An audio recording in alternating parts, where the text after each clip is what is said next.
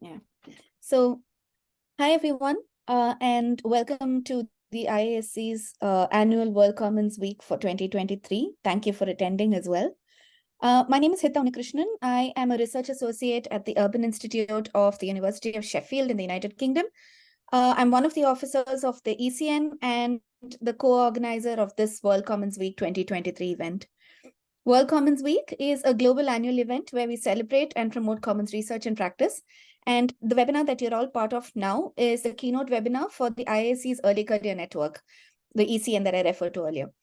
I'd like to welcome and thank my colleagues Lavanya Suresh and Eve Castile, who serve as officers for the Early Career Network and who have helped organize this webinar. Lavanya, who is an assistant professor at BITS Pilani in Hyderabad, and Eve, who graduated recently with a doctorate from ASU's School of Sustainability, will moderate this panel discussion. Before we go into that, let me explain how this webinar will work. We've asked our keynote speakers to talk and have this panel discussion amongst themselves for about 35 to 40 minutes. I will act as a timer and will signal when there's about 5 minutes left. The last 10 minutes of the session will be left for questions and answers from the audience. To ensure that the panel functions well, we've limited video to the speakers and moderators, and the audio for attendees is muted. Audience members have the ability to ask a question anytime as the panel discussion proceeds. Please use the Q&A function at the bottom of your screen to type in your questions. After the talk is completed, after the discussion is completed, we will read your questions and our speakers can respond to them. If it appears that we need to have a dialogue between you and each of our panelists, I will unmute you. For any attendees who have called in via phone, you can let us know that you have a question by dialing *9 to toggle raise or lower hand function. I will see your hand raised and will unmute your phone so that you can ask your question. Let me now turn it over to Lavanya and Eve to introduce our speakers and panelists for today. Thank you so much, Hita. As Hita had said, even I will be moderating this panel. I will be asking the questions and enabling the dialogue between our panel members, and Eve will be helping in moderating the question and answers among the panelists and among the audience and the panelists. So welcome everyone to the Early Career Network panel. The Early Career Network is a self-organized collaborative effort of early career IASC members. We support and promote the next generation of scholars and practitioners with interest in sustainable governance and management of the commons and other forms of shared resources. Today, our panel consists of three very interesting and very dynamic early career scholars. We have Sukanya, an ex-banker and development sector practitioner from the Indian School of Business, Hyderabad, India. Nadirangu, doctoral fellow in finance and accounts at the University of Nairobi, and Justin, a Ph.D. student in design at Lancaster University. So welcome to our panelists, and it's really nice to have you here. So to just begin, could you all please introduce yourselves and provide a small snapshot of your background and your expertise related to commons? So Kanya, would you like to go first? Yeah, sure. So hi everyone. As Lavanya rightly said, I'm an ex-banker and currently a development sector practitioner. Quite fascinated to learn more about social and solidarity economy. From last 6 years, I'm deeply engaged with women-led community enterprise projects and working for high-margin, scalable agri-value chain. For this very purpose, I have co-founded SMP Agro Processing, and I have also involved with working in a project with Bharati Institute of Public Policy, ISP. So today I will share a success story about how Soria robusta, seasonal forest produce, commonly known as sal seed, how it transformed marginalized community of forest dwellers as climate warriors. Thank you. Yeah. Thanks, Sukanya, for that wonderful introduction. Nadirangu, over to you.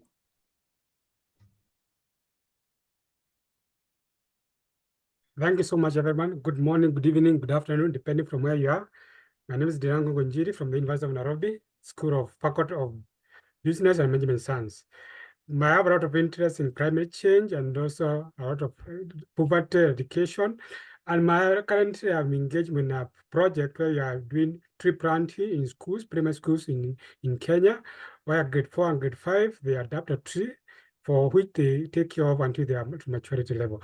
This is because we realize in Kenya, in Africa also, climate change has been a big issue, and we are suffering because of climate change. And right now we have the COP28 going on, and this is what is happening in Africa and in Kenya, so we have the challenge. That's why I came up on this to help. Also, in other way, in the coastal town of Mombasa in Kenya, Diani, I'm involved in seaweed farming, whereby the young women groups, they come together and they start doing weed farming in the ocean. Thank you so much, and I'm happy to join this panel, and welcome everybody. Thank you.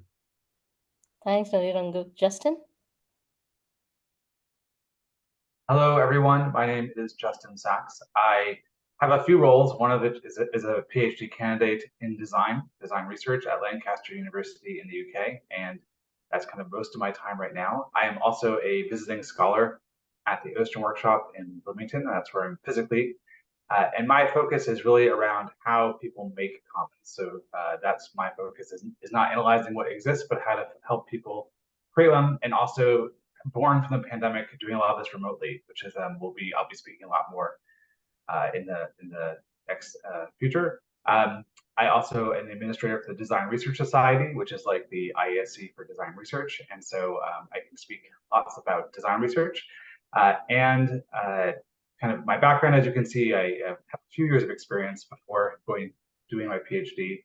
I've worked for about 20 years in the field of community-led economic development. So all of my research is also born of a lot of years of action research with communities to empower communities to have a role and leadership over economic development in their community. And that continues on in the work around commons and introducing commons ideas into that process. Thank you all so much. That's such a wonderful wide variety of expertise we have here. So my next question to you is, what are your initial thoughts on commons and how is it significant to your work? We'll go in the same order. Sukanya? So commons, for me, it is the common pool of resources, which is owned by the entire society. The people of the society, they come together, they join hands, and they work more towards the proper governance mechanism on how much they will use, when, and for what need to be decided by the group members, so that everybody can utilize they can access the benefit of the common pool of resources, and the overuse can be minimized to greater extent. For this, we conducted short meetings with the individual group of people. So we formed small SHG groups just to relate with the research which I did. So we formed small SHG groups which were supervised by VOs, and we linked them to seasonal forest produce, which was very much native to my research pilot location, that was Jharkhand. So we linked those SHG groups, the self-help groups, to a particular corporate, and helped them to market their produce. So I think that is how we framed the governance matrix for the seasonal forest produce, which was woman-led community. We linked banking to these community members, the access to credits, and we also involved government officials via panchayat representatives for policy linkages, and so that these communities get benefited from the subsidies. So that is how I, did the governance framework, and it worked very well. If I may ask, Sukanya, where was this done? So this was done in eastern part of India. The place is called Jharkhand, and we piloted in 3 locations, 3 blocks of Jharkhand. That is Simdega, Banu, and Jaldega. So these are the 3 different blocks in Jharkhand, where we piloted this sal seed value chain, where we involved the community and the forest dwellers to come together and aggregate these produce and market them directly to the corporates. They got Thank you. significant benefit out of this, yes, this year. Thank you. Thank you. Natiranga? Thank you so much for that question. It's a good question. Well, I have several relationships with the commons, more so the land and also the water. And when I talk about water, I talk about the ocean. Right now, I've said earlier, we have the seaweed farming that we are doing in Diani, somewhere called Kiboyuni. In this project, we train women on how to do seaweed farming in the ocean, and then we empower them to make the art product from this project. For example, they're able to make soap, they're able to make cooking oil, they're able to make oiling, oil part of it, and then they use the waste for their own use. And then we have realized the impact of this. You find the community was more full of poverty, but now out of this, they're able to improve their living standard. You can now see they have a better nutrition, they have a better house, they're able to take their children to school. More so the girls child they're able to go to school. And this because we realize men, they go to the fishing, but men, they are not able to support their family, in other words. But when women go to do the seaweed farming, they're able to come back and able to support the family in a big way than the men how they do it. Then on the other issue about the climate change on tree planting, we realized for us to have a good climate change perspective, we need to start from the grassroots, from the little children who they are at school. Let them learn from the school. So it's not a project whereby the children in grade 4, grade 5, that's around 10 years, 11 years there, they're able to adapt 2 trees, either a fruit tree or a normal tree, and then after indigenous tree, that is, when they adapt these trees, they take care of the trees to maturity. And we give them this message up to their families. So they're able to take the message. If we have 100 children in our school and they go back to their families, the families will be able to plant more trees in their community. And we're able to empower them with a tree nursery, which are able to make a tree nursery in their school. From this tree nursery, they take the trees to their family. So out of this, we're able to make our commons, the land and the water and the climate, we're able to change the society in it. And we realize we have done a lot of research on this, but we don't need to do more theoretical research. We saw that we came up with the realistic application part of it. So we are doing research by applying that in the field. So thank you for that. Thanks, Nadiranga. So these organization structures are community-led by the community? Yeah. Yes, they are community-led. They are more led by the women groups, they lead them. And then when you go to schools, the children themselves, they have the children president, the vice president of the children, they lead the groups themselves. So for us, it's just a matter of facilitating and maybe organizing some here and there and making joining the dots so that they can be able to get the message. And the other thing, we have made the community to have the ownership. For us, we don't own anything. The community have the ownership and they run the project because they own the project. Thank you. Thank you. Justin? Sure. I'll just explain quickly the definition I will use with some of my colleagues and then the processes we've developed for commons making, which is the term I give to creating commons. So the short definition I often use is a commons is a shared resource that is governed by the community of actors, not the state or private market, who depend on or are affected by that resource. And those feature some words like community governance, which is a really good synonym. And I have had to often introduce the idea of not the private market rather than just not the market, because market is a really agnostic term. So to kind of hammer home, it's a specific kind of market. That being said, the definition is often led by the community and whatever words they're using, but that's the one I do as a shorthand for groups when they're asking me to give a definition.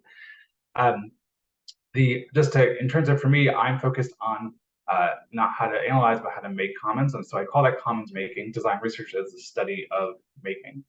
And in particular, I often am working with a specific person. I call this the commons maker. It has been much more useful for me to focus on supporting one person, and they then do this work with the community. So I'm often unknown or invisible in the process, and that's, I think, here as I'm speaking as the kind of the white man in global north, like this is like part of the process of how to do this work in a way that was born of necessity during the pandemic, but has been very useful as far as how to support people, but not be too kind of centered and foregrounded in the process. And there have been kind of 3 stages of activities that have come out of that, and that's also born from the design research literature as well. The first is scaffolding, and that is the kind of the same word it means in most disciplines, idea of scaffolding knowledge. And so how do you support whoever you're working with to build their knowledge around commons based on their experience, which can range from they know more than I do to they have other words for it to it's a new concept.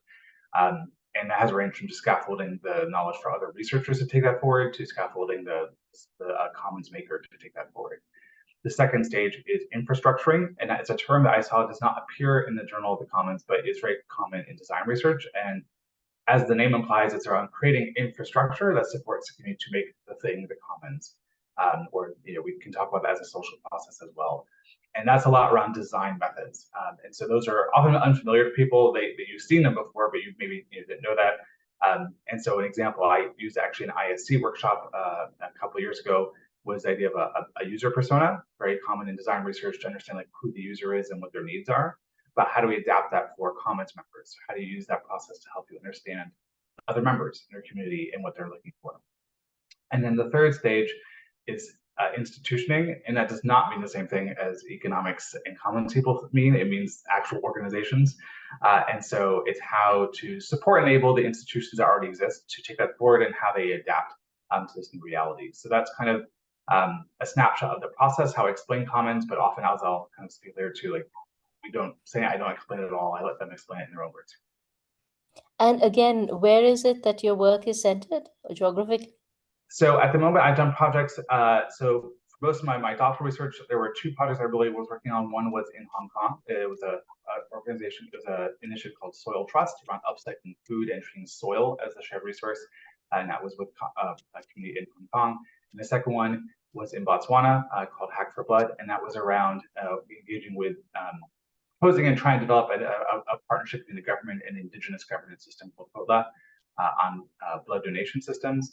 And a current project is in Brazil called, in English, Digital Cooperative, which is around transitioning a mobile app from private governance to community or community governance as a platform commons. And that's ongoing.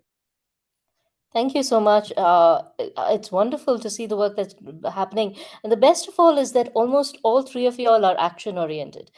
This is praxis that you all are talking about. Even in your very definitions of commons, it is from a praxis point of view. So, and it speaks very well to what the World's Commons Week wants to look at, right? It wants to look at common scholarship and practice that emerges from community spaces. Indigenous in some cases or alternative in other ways. So could you reflect a little bit on this idea of the World Commons Week that is focused on indigenous communities and dialogue and alternative perspectives, and how does that inform your research, given that all three of you all have a practitioner's gaze, if you will, and a praxis, a way of dealing with commons? We'll go in the same order. Sukanya? Yeah. So World Common Week across, among the several themes which we have. So I would like to highlight the theme that is, the passing the information from one generation to another and fighting for achieving a common goal. So my work is majorly around forest commons. So we know that forest acts as a powerhouse of natural reserves, and it needs to be protected and maintained, managed by community. So, so my work is towards that the communities should carry, the benefit of engaging with these forest folks is they carry huge practical knowledge on regenerative activities related to forest. They know, they follow, the tradition, they follow the tradition, the solidarity-based frameworks, which is coming down from generation after generation. So, but they are unaware of the wealth creation aspect. So here as an enterprise lead, what I started initially developing the training modules and the capacity building activities for these producer groups, which are community based. And for shortlisted the niche valuable seasonal product, which is very short span, which is for a short span of time, 10 to 15 days, like Soria robusta seed. So Soria sal seed is a native origin, and it is found in tribal areas of Simdega. So while linking them to government policies and the NRLM funds, we got to know that if we give them a little bit of financial access, they come out with different types of plans which can help to protect our forest. And we encourage them to form a group. And we also initiated their initiated the habit of individual saving uh, habits in every meetings, and depositing in their enterprise accounts what they are maintaining. So market, we got to know that across several we can say several challenges like the market linkages, the most prominent one was the access to credit, and that once linked to these community helped them to prosper. So it addressed 3 SDG goals in a nutshell, I can say. So it helped them to get access gender equality, reduced income disparity, and it also helped in addressing the climate goals. So in a way, this helped in making our forest economy visible and make forest dwellers visible for the rest of the world. So that is what I want to say. Yeah. That's a very interesting, Suganya. You're talking about SHGs, self-help groups, which are mainly women, and you're talking about linking the function of forest collection, of non-timber forest collection of SAL, with even a government program like the NRLM, which is the National Rural Livelihood Mission, right? So you're talking about bringing together all these actors, the market, the community, and the state. So when you talk about community, you're talking about Adivasis, tribal Yes. groups. Which are the groups that you all worked with?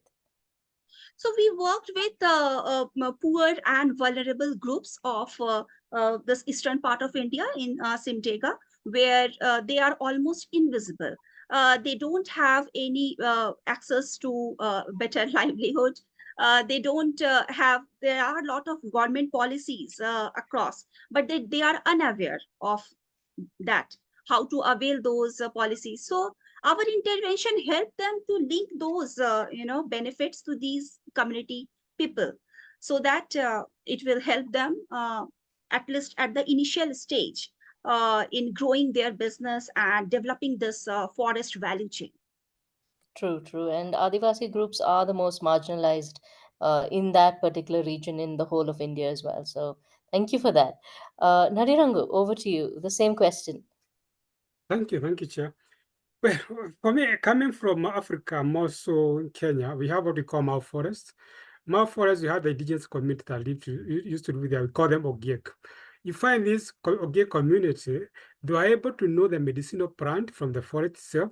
They are able to know the different plants that can be used for different purposes in the past. But after that time, we had the forest degradation, and that's why we came up with a project of reforestation the forest through the children. And this indigenous people, they're able to inform us, this is the kind of trees that you need to reforest. This will be important for our own economic benefit. For example, there's some of the trees they are used to make that can produce honey, that have good honey source. There are those that can be used for indigenous medicinal value. So they're able to make medicinal value from them. And the other thing, there are those that are used for their own firewood. This is best for firewood, for maybe doing charcoal, although we are trying to do the clean energy with them. But this is, as for now, we are doing the firewood because we are yet to get that position. The other thing we find, these indigenous people, they have more knowledge than we have because they are able to know what happened in the past, and they're able to know how the solution among themselves. For this reason, we have to involve them to own the project we are doing.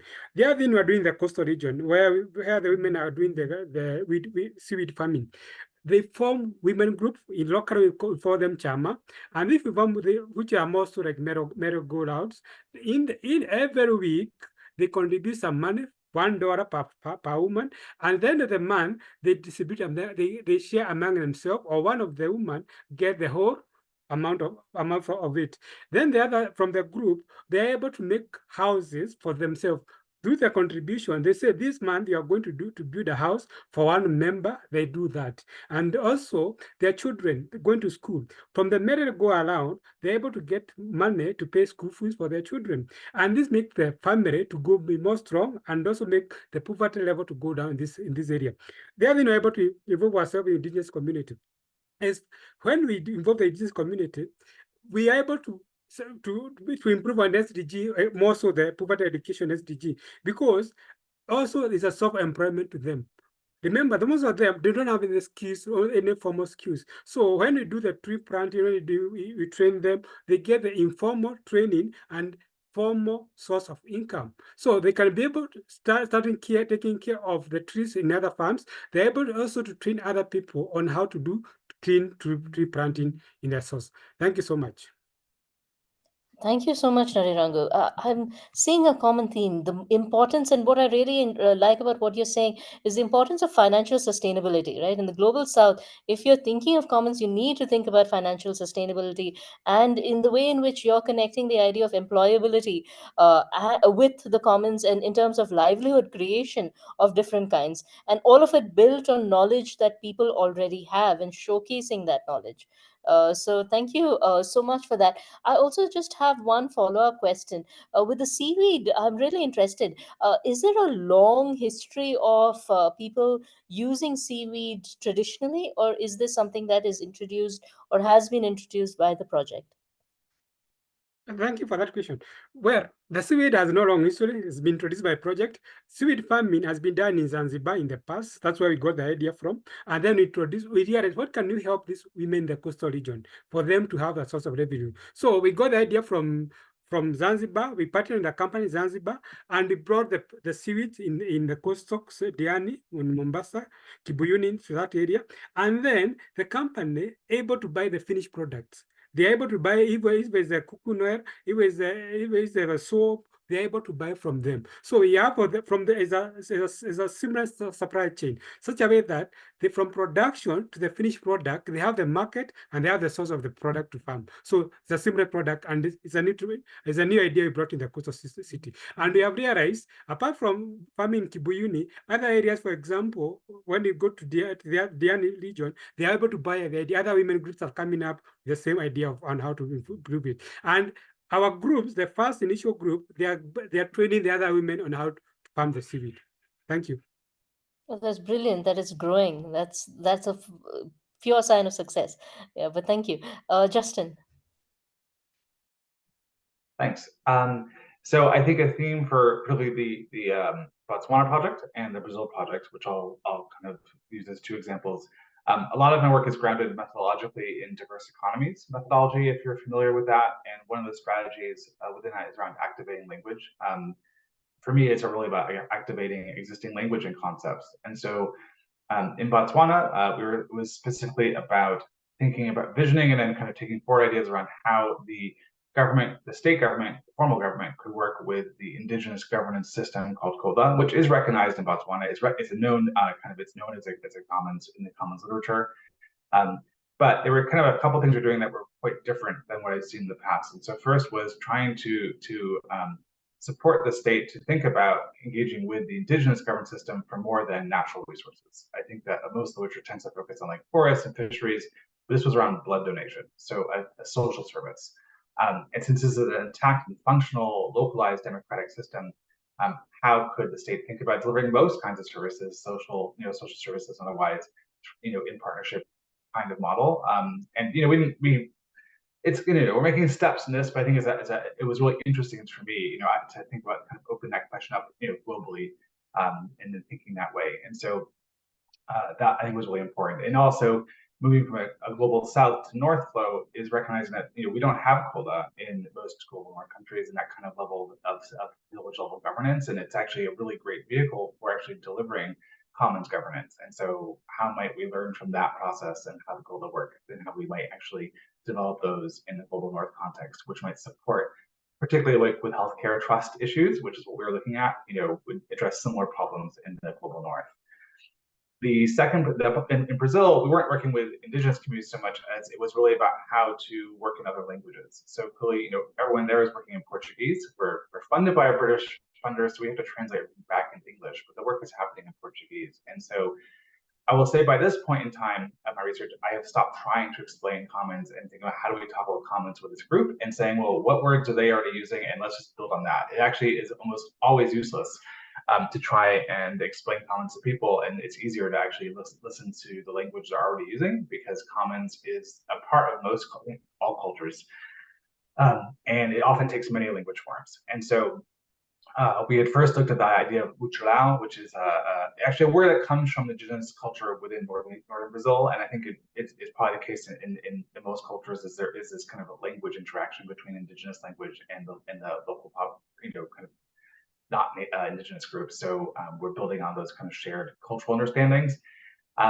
But then also we end up using, as I said, the idea of a cooperative, because that's a word people already knew, and it has a much more fluid understanding in Brazil than in a US or UK context. You don't have to register a formal company and create minutes and all that stuff. It's people cooperating. So so it's really building on the existing knowledge people had. And obviously there is a scaffolding element of building knowledge on how to govern a platform commons, a digital platform commons. It's not how people were thinking before about this app, but the principles behind it are kind of already understood in other languages. So those are kind of the to stop trying to explain it to other people and to just let them to build on the language they're already using.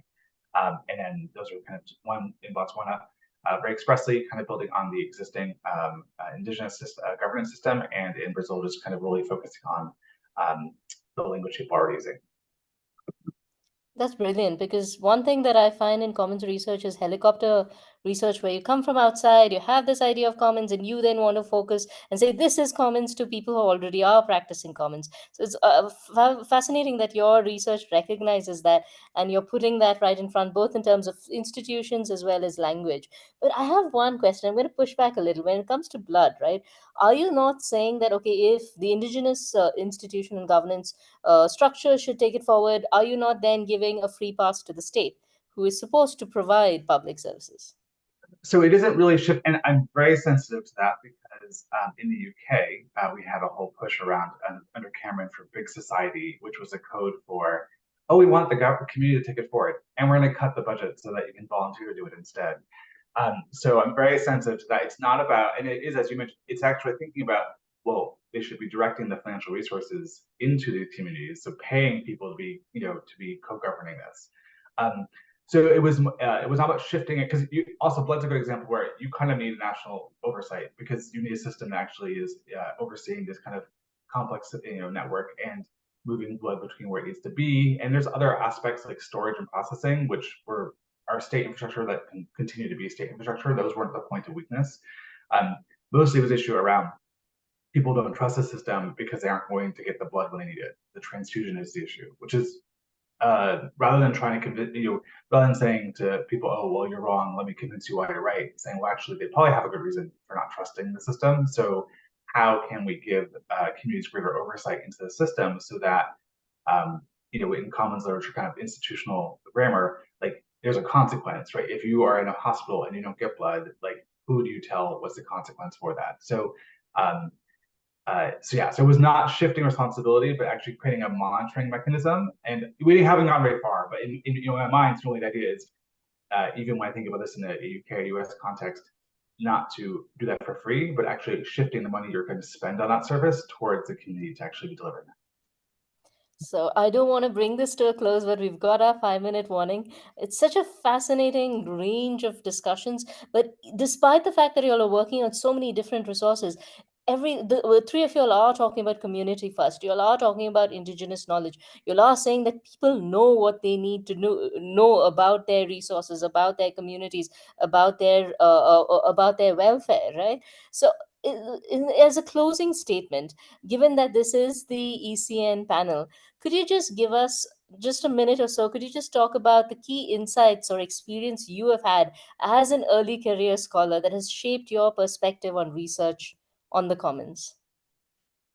Sukanya?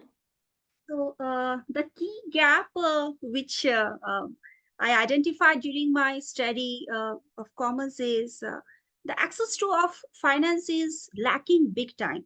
In spite of having huge, I mean, the eastern part of India where I'm doing this project, the Jharkhand, it is rich in flora and fauna, but still people can't leverage that benefit. So I think access to finance is the, most biggest problem here, which will help us to, I mean, if that is done, this problem is solved, we can have a much beneficial future, I mean, glorious future for our commons, if we're able to touch upon that. Thanks, Yeah. Sukanya. Narirangu, as an ECN early career scholar, where do you stand in this?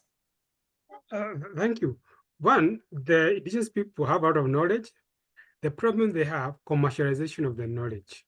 How do they commercialize what they have? And which policies are there to help them commercialize? Do you have a favorable policy that favor them?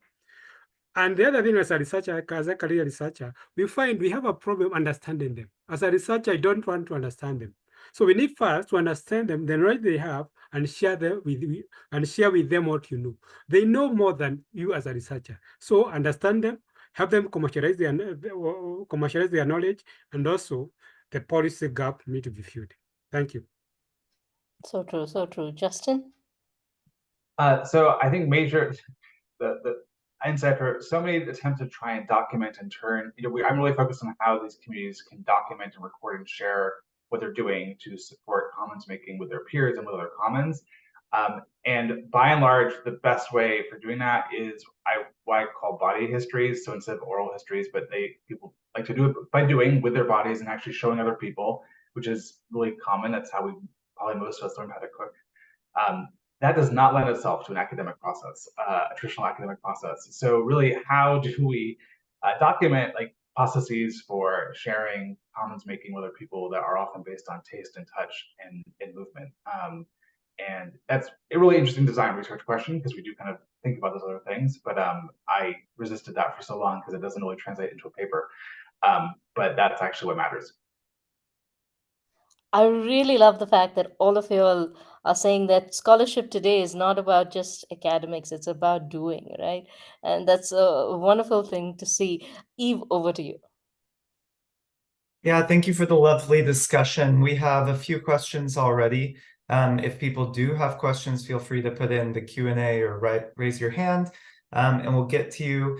I'm going to kick us off with a question of my own and then move into the audience. So hearing each of you speak today, I've been thinking a lot about kind of how you work in praxis, how your research is very action research oriented. You're going in, you're initiating a change, facilitating a change. And so as you're thinking about these like transitions, whether they're in seaweed farming or forest products or really initiating internal changes in commons makers, what are some of the ethical considerations that you keep in mind as you do this work? And maybe we'll do this in reverse order. So Justin, if you want to answer, and no one has to answer. So I guess we'll give you an option to respond, Justin. Yeah, I have a lot of thoughts, so I'm going to have to just keep it short. So the first was that the university ethics approval process is really not suited for commons making. It's an action research process which requires working with the community to develop and identify what the problems are and what processes they want to follow. And the process, a traditional process is like, I'm supposed to come to the university with like, here is my method, and like, this is the problem, and this is how I will engage the community, and this is the sheet I will give them for informed consent. And that's just not how it works. And so I found myself having to kind of work and circumvent that system. And in fact, I never got to like deploy, but I really employ thinking about more sociocratic methods for developing consent with the community around like, what is data, because people think it's different than we mean everything, and how to actually decide what we want that data to be together and how to create that consent. So it's a shared consent process rather than the university kind of system I faced of like, that's kind of grounded, I feel like, in scientific methodology. Like, I've created a problem, I'm going to recruit some experiment participants, and like, this is the consent form I'll give them, which offends everyone because they get the consent form and they rightfully like, I'm not signing that, I have questions. I'm like, you should have questions. I don't know how to deal with that, because then I have to like redo this process, go back to university, wait 3 months to get the approved form and so forth. So that I don't have an answer for that one. That was just an issue I encountered. Awesome. Thank you, Justin. Rangu, do you have any reflections on that? Well, thank you. Thank you for that question. Well, first, we consider what is the gap in the community, does the community require? The other thing, does the community have the ownership? And does it have the resources that they require to do this? And if they have all these, they're able to have the ownership of the project and they're able to work together with the community. But if one of them is lacking, we cannot do the project and we cannot finish the project together. So that's most of the factors we consider. Thank you. Yeah. So just to add with Narjunka, we, CFR titles, that is community resource forest titles, we are allotting we are making attempts for this so that communities get the ownership title so that they can save the commons, the common pool of resources, and which can be used by our future generations. Thank you so much. So we have a few questions coming in here. I'm going to start with Grace's question. So she's written this to Sukanya and Rangu. You have both mentioned working with women and children in your projects. Do you plan to involve men at some point, or are men somehow involved already? And she asked this question because communal resources, forests and seas have many uses and products to the extent that sidelining some individuals may have an effect on sustainability.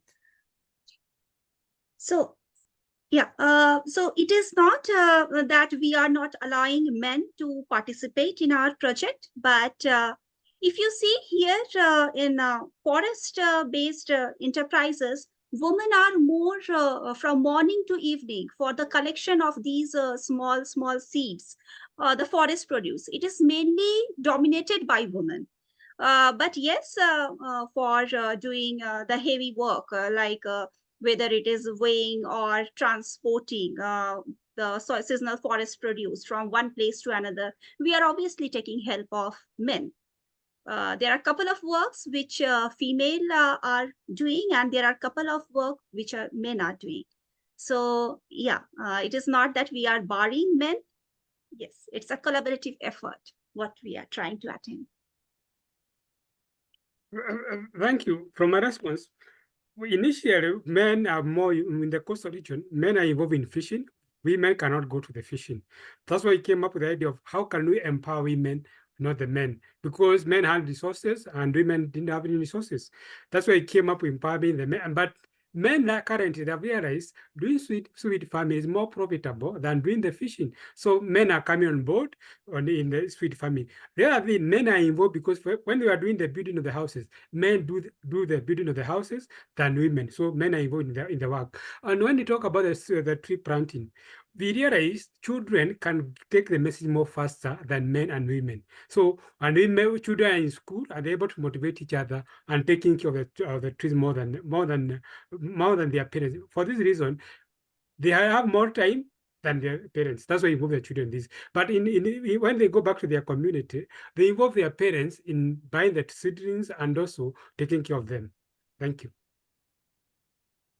Great. And Grace, if you'd like to respond to that, we'll just give you a couple of minutes to do that if you'd like to, and if not, no worries. Oh, thank you. They've answered me. Great. Awesome. Then we will move on. So Hita, you had a question. Would you like to unmute and ask your question? Yeah, sure. I mean, I had two questions. And I'm not sure how you want to take them, but do both of them. Okay, great. So in a sense, I mean, each of you are looking at commons in slightly different ways, through slightly different lenses. And perhaps this is something that we're all reflecting upon as common scholars and practitioners, that depending on context, depending on our own worldviews and perceptions and experiences and our own normative positions about what the commons is, each of us takes this very straightforward word with a very particular definition in the commons literature and reinterprets it and reimagines it in multiple ways. And I'm just kind of trying to figure out if there is a way we can sort of build dialogue across these multiple conceptualizations, and if you had any reflections on that. So that was my first question. And how can we really bring more dialogue and enrich the understandings that we have the world around us? Because essentially, that's what we're doing. We're trying to understand the world around us. The second question that we were thinking of was also this thing about the global south. I mean, we often use this word in very, very particular ways, again, depending on how we understand the term. And I often find myself questioning what on earth is this thing called the global south. I mean, I can think of it as a collection of countries south of the equator. I can think of it as a collection of countries that are economically not very well developed. I can think of it in countries, I can think of everything excluding Australia and I don't know, New Zealand and so on, and Japan and so on, and just focus on Africa, Asia, South Asian countries, and so on and so on. I mean, so this global south is one weird term in that sense, but I can also think of it as a process, right, in a way, because I'm looking at homelessness in the UK, for example, where I'm currently based. There is a process of what the idea of south, what you expect from ideas of the south in countries that are in the north. So I mean, I'm just trying to invite reflections from pretty much anyone here about this entity called the South, and how does it work in the work that you're doing, and what are your particular understandings of it? Yeah, those are my questions. Great. So the two questions, one kind of reflecting around the terms and the use and the definitions of commons and commoning, and then the other around the global south. Rangu, did you want to speak? Okay, thank you for that question, Hita. When you talk about the global south, most so is poverty levels that determine so much. What do you mean by global south? And most, as we have said, is Africa and Asia and some other countries. And we find that in global south, the collaboration is very low. We have resources in global south, but the utilization of the resources is very minimal. We require the global north to come on board to help us distribute resources. When you talk about oil, when you talk about land, when you talk about the forest, all these require the global north to come on to us. So that's when we come about indigenous knowledge. The global south have indigenous knowledge. How can we use our knowledge as indigenous people to help ourselves and empower people? So as global south, is upon us to improve ourselves.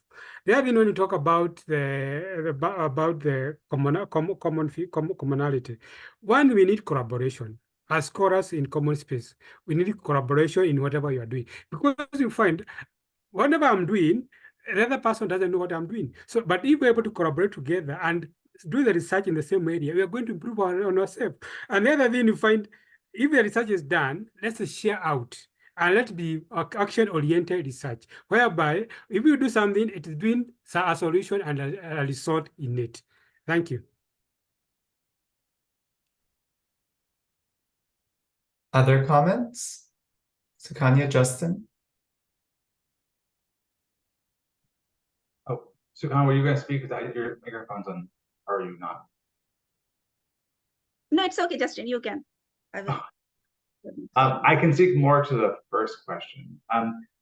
I do not think that the term is straightforward at all. So the more I discuss it, and I did, our presentation for the Ocean Workshop is one of the things I really unpicked is your whole cosmology and ideologies that you hold totally affect what you think commons is and what it means. And so it really is not straightforward as much as I would like it to be. And so I think the term I actually like is, I think it's from David Boller, which is idea of the commons first. So there are lots and lots of options, and they can all. I think for a diverse and fruitful economy in the future, there's so many ways the commons can look, and we don't even know what half of them look like, and that's fine. I think the big issue, which for me was, and this is again grounded in the kind of diverse economy methodology, is this movement from agonism to antagonism, which is a word from moved from Laclau, which some of you know, which just in shorthand is like movement from like kind of healthy kind of contestation to enemy. And the example I often turn to is some examples from makerspaces where like there's some disturbing examples around, basically neo-Nazi makerspace imaginaries around like how to take over the state by commanding 3D equipment and manufacturing it. And that's a commons. Is that part of our commons verse, or is like how do we decide what is in or out? What is contestation and what is agonism versus like what is actually totally outside those bounds? So anyway, that's kind of how I've given up trying to find it and come up with one, but just like I focus on community governance and more power. And the two words I tend to use in my language is political and economic agency. So greater say over decision-making, political agency, and greater say over how the use of the resources, which is economic agency. On the global south, I don't actually use that term with anyone outside of academia. So to be honest, it's kind of an academic term. And I will be honest, when I explain it to people like my parents, it would be like, well, you know how you were calling it, first, third world, and you had been developed and developing, and now we have global south and north. So it's a fairly poorly unanalyzed concept for me, and that's how I summarize for people outside of academia.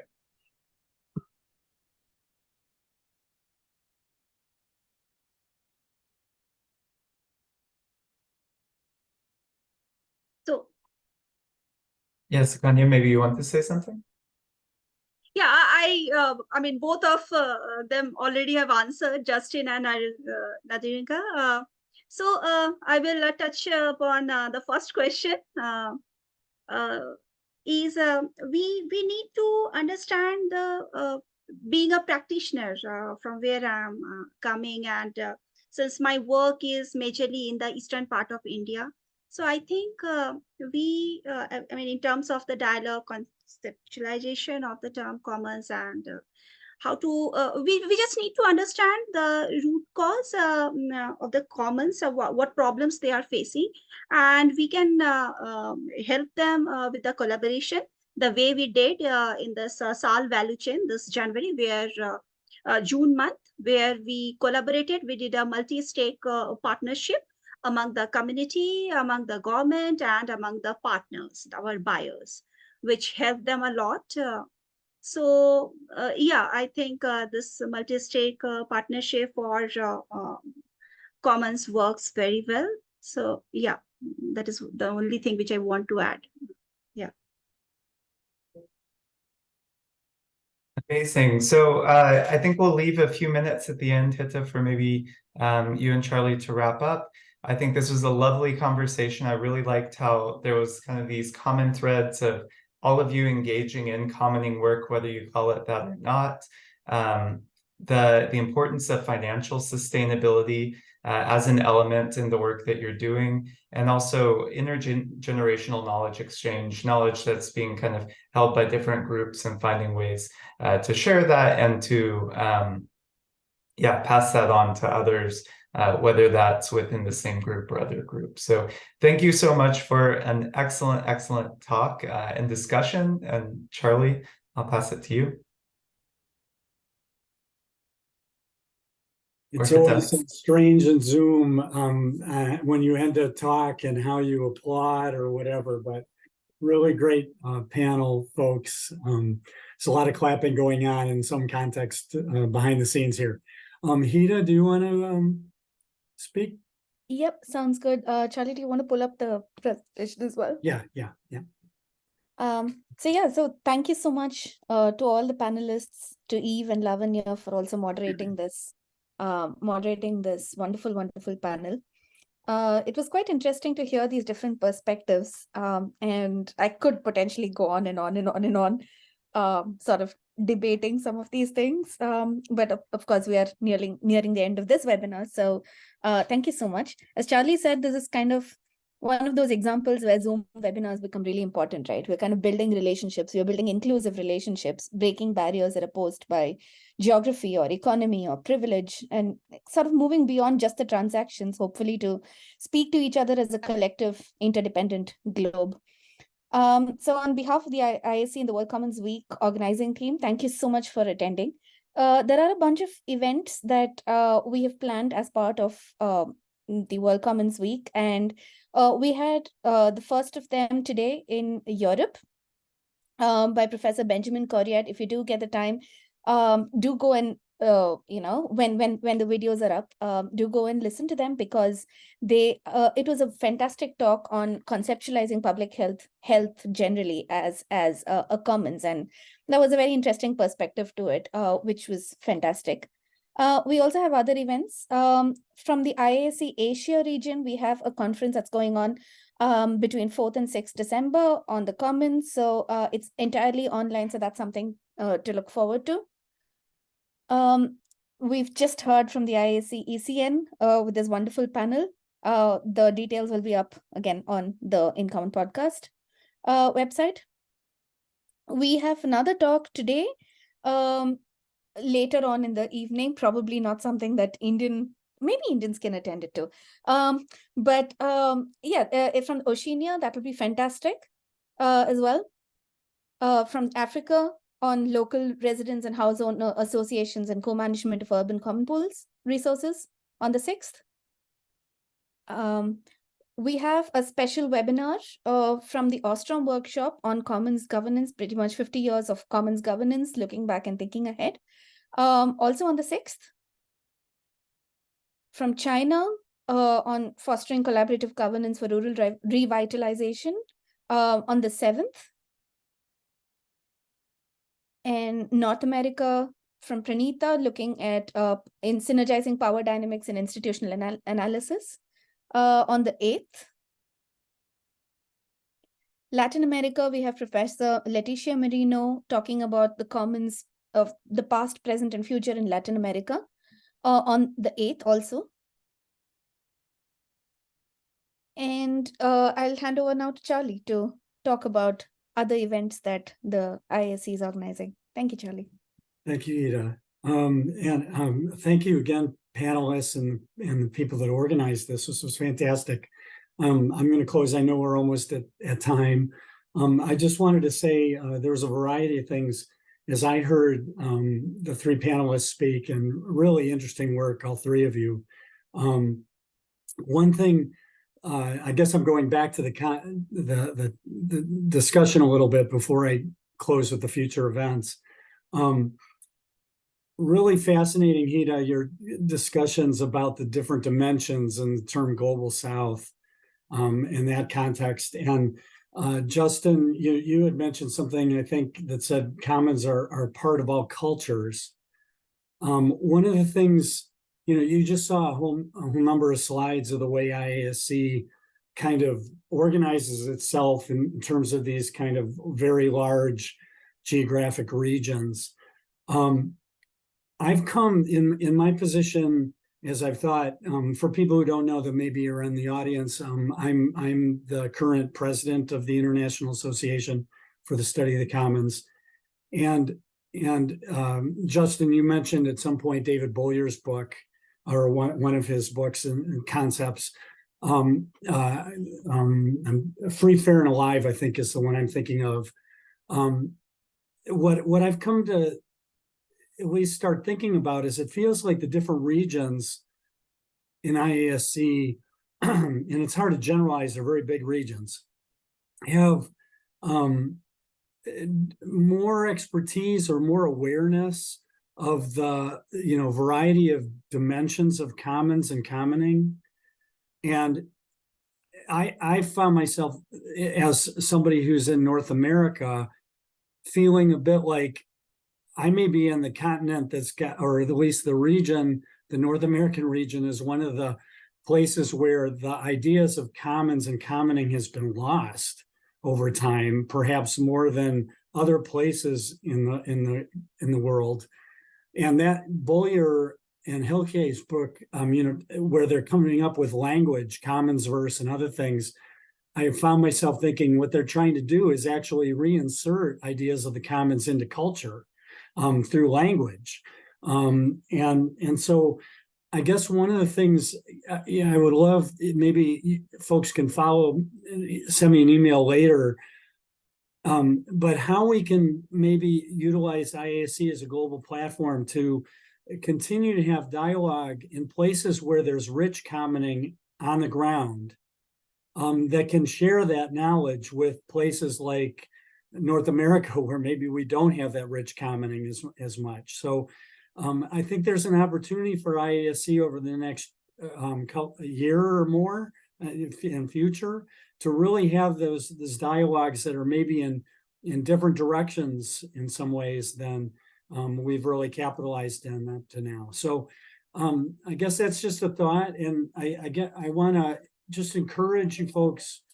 You know, one thing I wanted to ask, if we had time, and we don't, we're over time now, is what can IASC do to continue to support the ECN, and what you folks in the community and the Early Career Network want and need? How can we continue to promote this really important group within the IASC community?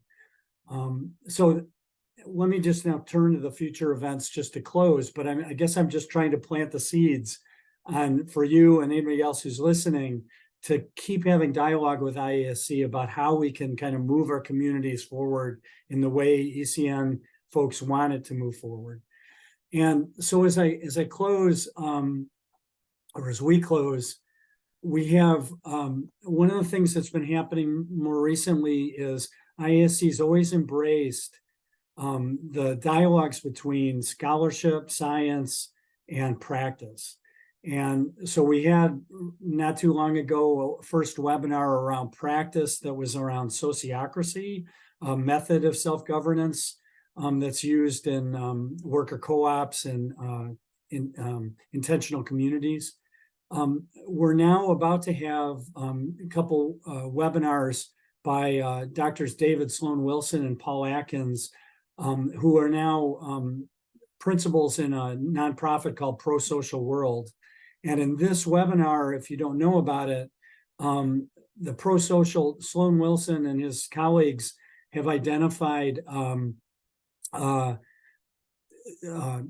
Ostrom design principles in evolutionary biology. It's kind of crazy to me.